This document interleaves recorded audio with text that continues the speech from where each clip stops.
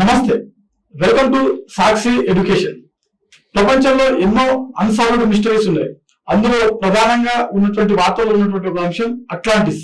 అసలు అట్లాంటిస్ ఏంది, ఇది గ్రంథాలలో ఎట్లా వచ్చింది, దీని గురించి మొదట వర్ణించినటువంటి వ్యక్తి ఎవరు, అట్లాంటిస్ అసలు ఉందా లేదా, ఇలాంటి మరిన్ని అంశాలపై ఈ అట్లాంటిస్ గురించి మనతో పూర్తిగా చర్చించడానికి ప్రముఖ పోటీ పరీక్షల నిపుణులు, international relation and history faculty Manoj Reddy గారు ఉన్నారు. వారితో మాట్లాడి మరిన్ని విషయాలు తెలుసుకునే ప్రయత్నం చేద్దాం.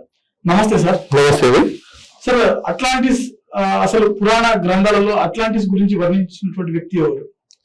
అట్లాంటిస్ అనే ఒక సివిలైజేషన్ గురించి, లేకపోతే అట్లాంటిస్ అనే కంట్రీ గురించి ఫస్ట్ టైం మనకు 340 BCలో ప్లాటో అనే ఒక తత్వవేత్త, ఫిలాసఫర్ వర్ణించడం జరిగింది. ప్లాటో ఎవరు అనేది మనం తెలుసుకుంటే అసలు ఇతను వర్ణించిన దాని యొక్క ఇంపార్టెన్స్ మనకు తెలిసింది. ప్లాటో అనే వ్యక్తి ఎవరైతే ఉన్నారో గ్రీక్ తత్వవేత్తల్లో గురు శిష్య పరంపర అనేది నడుస్తుంది. గ్రీక్స్ లో అత్యంత ప్రభావితమైన తత్వవేత్త పేరు సోక్రటీస్. ఈ సోక్రటీస్ యొక్క శిష్యుడే ప్లాటో. ప్లాటో యొక్క శిష్యుడు అరిస్టాటిల్. అరిస్టాటిల్ యొక్క శిష్యుడు అలెగ్జాండర్ ద గ్రేట్. ఇలా చక్రవర్తులకి, రాజులకి వీళ్ళు రాజగురువులుగా ఉండేవారు. ప్లాటో రచించిన డైలాగ్స్ ఆఫ్ చిలియస్ అండ్ క్రిటియాస్ అనే ఒక ఇంపార్టెంట్ బుక్ లో అట్లాంటిస్ గురించి చెప్పడం జరిగింది. అట్లాంటిస్ గురించి చాలా దీర్ఘంగా చెప్పారు ఈయన. అండ్ ప్లాటో రచించిన రిపబ్లిక్ మీద బేస్ చేసుకొని మోడర్న్ డే రిపబ్లిక్ సొసైటీ అనేది ఎస్టాబ్లిష్ అయింది. ఇతను చాలా ఇంపార్టెంట్ పర్సన్ గ్రీక్ సొసైటీలో. ఇతని తాత అన్నారు అయిన సోలాన్ అనే వ్యక్తి డెమోక్రసీ గురించి చెప్పడం జరిగింది. అథీనియన్ డెమోక్రసీ, అథెన్స్ లో డెమోక్రసీకి ఆయన main reason. So we can say that he belongs to the Solon dynasty. డెమోక్రసీకి వాళ్ళు చాలా కాంట్రిబ్యూట్ చేశారు. ఇతను రిపబ్లిక్ అనే బుక్ రాసి రిపబ్లికన్ కూడా కాంట్రిబ్యూట్ చేశారు. సో ఇతను చెప్పిన అట్లాంటిస్ కి దీనివల్ల చాలా ఇంపార్టెన్స్ పెరిగింది అనమాట. ఓకే సార్, ఇప్పుడు మనకు గ్లోబల్ గా చూసుకుంటే అట్లాంటిస్ అసలు ఎక్కడ ఉంది? ప్లేటో ప్రకారం అసలు అట్లాంటిస్ అనేది లొకేషన్ ఎక్కడ ఉంది? అట్లాంటిస్ యొక్క లొకేషన్ గురించి ప్లేటో చెప్తూ ఏమన్నారంటే తన బుక్ లో dialogues with Timaeus and Critias గురించి మాట్లాడుతూ ఏం చెప్పాడంటే beyond the pillars of హర్క్యులిస్.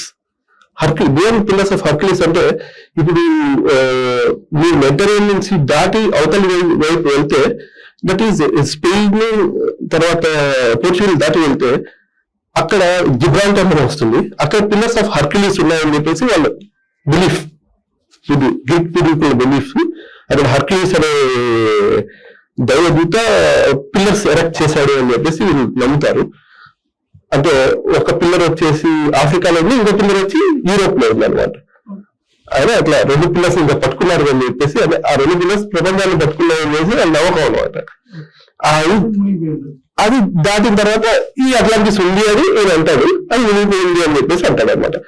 So ఇది అసలు అట్లాంటిస్ ఎందుకు మునిగిపోయింది సార్? అంటే ఏ విధంగా ప్రకృతి వైపరీత్యాలు జరగడం వల్ల మునిగిపోయిన? ప్లాటో చెప్తూ ఏమని చెప్తాడంటే తన పూర్వీకుడైన సోలన్ ఈ విషయాన్ని ఈజిప్షియన్ పీస్ దగ్గర నుంచి తెలుసుకున్నాడంట. దీని ప్రకారం ఏంటంటే ఒక ఐలాండ్ ఉండేది. ఆ ఐలాండ్ వచ్చేసి సర్క్యులర్ గా ఉండేది. అది అట్లాంటిక్ మహాసముద్రం తర్వాతలో ఉండేది. అది చాలా అడ్వాన్స్డ్ అండ్ మిలిటరీగా చాలా పవర్ఫుల్ కంట్రీ అట్లాంటిస్. టెక్నాలజికల్ గా అడ్వాన్స్డ్ కంట్రీ. ఇది వాల్కానిక్ ఎరప్షన్స్ వల్ల ఇది మునిగిపోయింది. దాని తర్వాత వాల్కానిక్ ఎరప్షన్స్ వల్ల ఏమైందంటే ఇది అర్త్క్వేక్స్ వచ్చాయి, సునామీస్ వచ్చాయి. ఆ సునామీస్ లో 1 day and 1 night ఇది మునిగిపోయింది అని చెప్పేసి అంటారు. సరే, ప్లేటో ప్రకారము అట్లాంటిస్ నాగరికత ఏ విధంగా వర్ణించబడింది? ప్లేటో ప్రకారం అట్లాంటిస్ నాగరికత వచ్చేసి, ప్లేటో ఇక్కడ ఏమంటారంటే Atlantis are very very similar to Athenian people.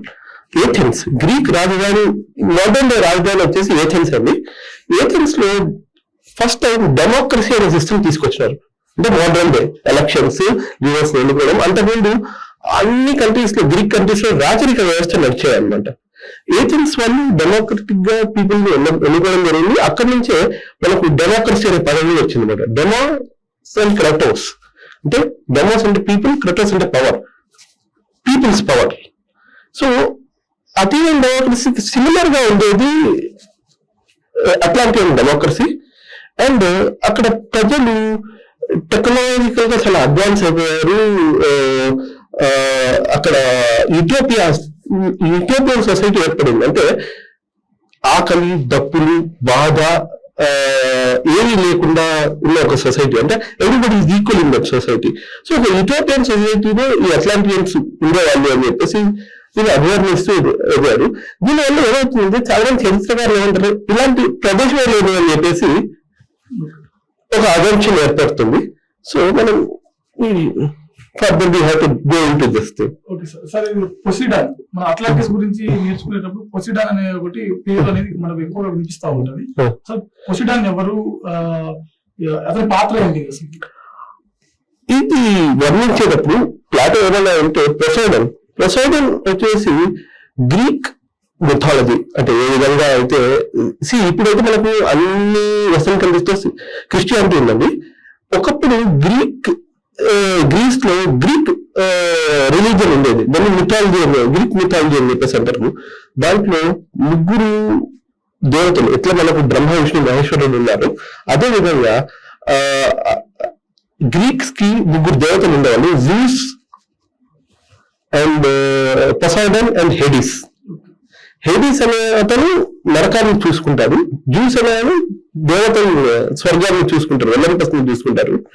And పొసైడన్ అనే అతను ల్యాండ్ అండ్ సీని తీసుకుంటారు. ఇతను ఒక జల దేవత అనమాట. ఇతనే దీన్ని వాటర్ నుంచి బయటకు తీశాడు, ఇతనే వాళ్ళకు అడ్వాన్స్ టెక్నాలజీ ఇచ్చాడు అని చెప్పేసి ప్లాటో అంటాడు.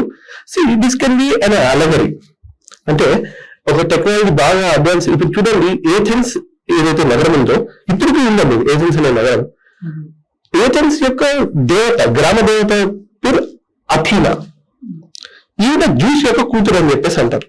సో ఆమెకు పూజిస్తే మాకు అది మంచి జరుగుతాయని చెప్పేసి. అదేవిధంగా అట్లాంటియస్ పొసైడన్ పూజిస్తున్నారు అని చెప్పేసి అనుకోవచ్చు మనం ఈ అలగరి నుంచి. ఇంకొకటి ఏమంటారంటే, పూర్వకాలం ఏదన్నా పర్వత విస్ఫోటనం జరిగినా, అంటే వాల్కానిక్ ఎరప్షన్స్ జరిగినా, లేకపోతే అర్త్క్వేక్స్ వచ్చినా పొసైడన్ కి నచ్చలేదు. అంటే అదే కదండి, జనరల్ గా పూర్వకాలంలో క్షామం కానీ లేకపోతే ఏమైనా జ్వరాలు వస్తే అమ్మకి నచ్చలేదు, అందుకనే వచ్చాయి చెప్పేసి. అదే విధంగా పొసైడన్ కి నచ్చక వాల్కానిక్ కరప్షన్స్ వచ్చి కలిసిపోయింది అని చెప్పేసి అంటారండి. సార్, ప్లేటో అట్లాంటిస్ కథ ద్వారా ఎలాంటి నైతిక విలువలకు సంబంధించినటువంటి ఒకటి బోధించారు అసలు జనాలకి? అట్లాంటిస్ నుంచి ఆయన బోధించాలనుకున్నది ఏంటంటే, అట్లాంటిస్ యొక్క దీన్ని మేజర్ గా పెట్టి తను ఏం ప్రూవ్ చేయాలనుకున్నారంటే, ఎంత అడ్వాన్స్డ్ సొసైటీ కానీ, ఎంత యూటోపియన్ సొసైటీ కానీ, సమ్వేర్ డౌన్ ది లైన్ మీరు కానీ ఓవర్ అంబిషియస్ అయిపోతే, అంటే మీరు అన్ని న్యాచురల్ రిసోర్సెస్ వాడేస్తే, తర్వాత వేరే వాళ్ళ మీద యుద్ధం చేయాలని చెప్పేసి టెక్నాలజీని వాడితే, దానివల్ల ఏమవుతుందంటే మీ నాశనం అనేది జరుగుతుంది అనేది చెప్పాలని చెప్పేసి ప్రయత్నిస్తున్నారని చెప్పేసి మనకు అనిపిస్తుంది. సార్, చివరి ప్రశ్న, అట్లాంటిస్ అనే అంశము నేటికి ప్రజలకు ఎందుకు ఆకర్షిస్తుంది? అదేవిధంగా దీని యొక్క పురాణాలు అసలు ఏ విధంగా ఉంది అది ఒకసారి చెప్తారు.